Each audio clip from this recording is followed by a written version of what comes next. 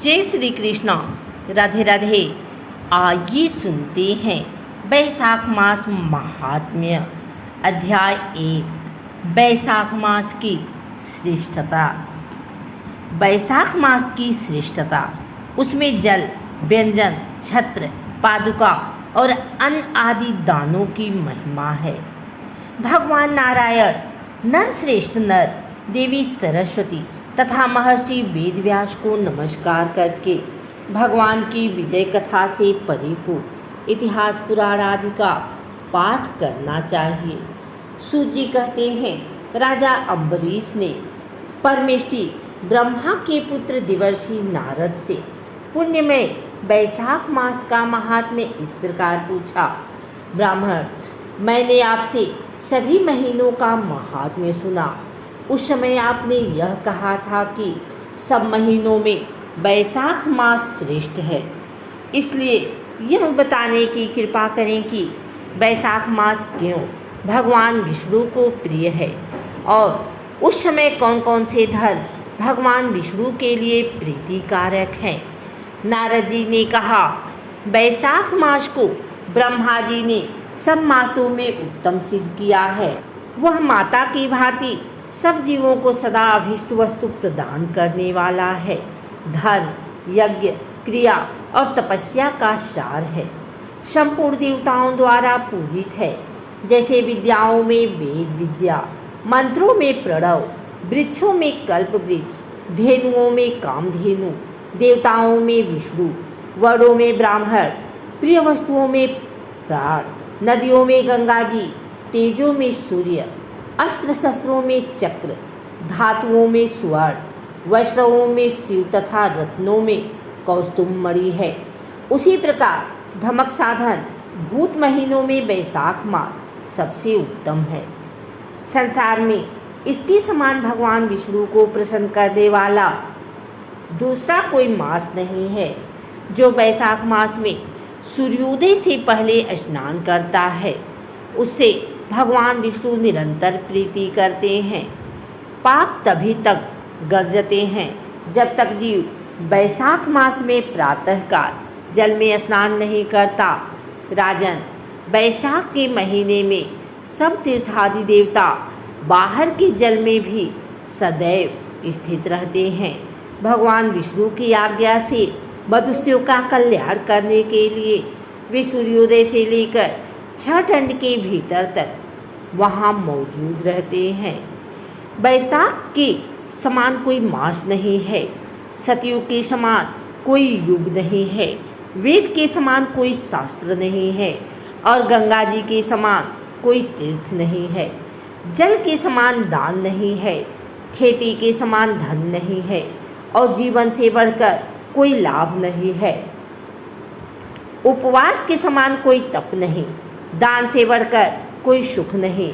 दया के समान धर्म नहीं। धर्म के समान मित्र नहीं। सत्य के समान यश नहीं। आरोग्य के समान उन्नति नहीं। भगवान विष्णु से बढ़कर कोई रक्षक नहीं और बैसाख मास के समान संसार में कोई पवित्र मास नहीं, ऐसा विद्वान पुरुषों का मत है। बैसाख श्रेष्ठ मास है और शेषशाही भगवान विष्णु को सदा प्रिय है। सब दानों से जो पुण्य होता है और सब तीर्थों में जो फल होता है, उसी को बैसाख मास में मनुष्य केवल जलदान करके प्राप्त कर लेता है। जो जलदान में असमर्थ है, ऐसे ऐश्वर्य की अभिलाषा रखने वाले पुरुष को उचित है कि वह दूसरे को प्रबोध करे, दूसरे को जलदान का महत्व समझावे। यह सब दानों से बढ़कर हितकारी है। जो मनुष्य बैसाख में सड़क पर यात्रियों के लिए प्याऊ लगवाता है, वह विष्णु लोक में प्रतिष्ठित होता है। नृपश्रेष्ठ प्रपादान, पौसला या प्याऊ देवताओं, पितरों तथा ऋषियों को अत्यंत प्रीति देने वाला है। जिसने प्याऊ लगाकर रास्ते के थके मादे मनुष्यों को संतुष्ट किया है, उसने ब्रह्मा, विष्णु और शिवादि देवताओं को संतुष्ट कर लिया है। राजन, वैशाख मास में जल की इच्छा रखने वाले को जल, छाया चाहने वाले को छाता और पंखे की इच्छा रखने वाले को पंखे देना चाहिए। राजेंद्र, जो प्यास से पीड़ित महात्मा पुरुष के लिए शीतल जल प्रदान करता है, वह उतने ही मात्र से 10,000 राजसूय यज्ञ का फल पाता है। धूप और परिश्रम से पीड़ित ब्राह्मण को जो पंखा डुलाकर हवा करता है, वह उतने ही मात्र से निष्पाप होकर भगवान का पार्षद हो जाता है। जो मार्ग से थके हुए श्रेष्ठ द्विज को वस्त्र से भी हवा करता है, वह उतने से ही मुक्त हो भगवान विष्णु का सायुज्य प्राप्त कर लेता है। जो शुद्ध चित्ती से ताड़ का पंखा देता है, वह सब पापों का नाश करके ब्रह्मलोक को जाता है। जो विष्णु प्रिय वैशाख मास में पादुका दान करता है, वह यमदूतों का तिरस्कार करके विष्णुलोक में जाता है। जो मार्ग में अनाथों के ठहरने के लिए विश्रामशाला बनवाता है, उसके पुण्य फल का वर्णन किया नहीं जा सकता। मध्याह्न में आए हुए ब्राह्मण अतिथि को यदि कोई भोजन दे तो उसके फल का अंत नहीं है। राजन, अन्नदान मनुष्यों को तत्काल तृप्त करने वाला है, इसलिए संसार में अन्न के समान कोई दान नहीं है। जो मनुष्य मार्ग के थके हुए ब्राह्मण के लिए आश्रय देता है, उसके पुण्य फल का वर्णन किया नहीं जा सकता। भूपाल, जो अन्नदाता है, वह माता पिता आदि का भी विस्मरण करा देता है। इसीलिए तीनों लोकों के निवासी अन्नदान की ही प्रशंसा करते हैं।